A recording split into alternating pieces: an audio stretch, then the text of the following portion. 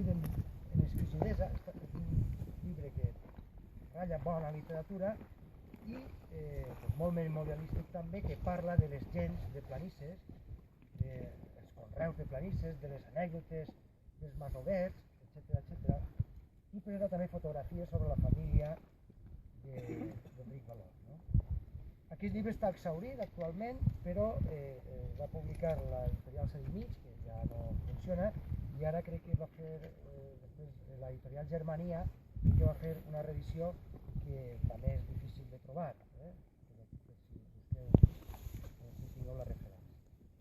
Entre els textos, per exemple, he triat un que parla de la seva família, que van ser així propietaris de Planisses durant 50 anys,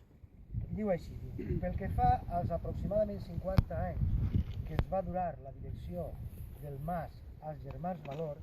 us explicaré els seus esforços i el que va passar per les seues ànimes i per la meua, que tot això ja ho sé per observació directa i introspecció. Josep Valor i Vives era un home ambiciós, generós, infatigable treballador, que mai no es va concedir vacances en la seva continuada activitat.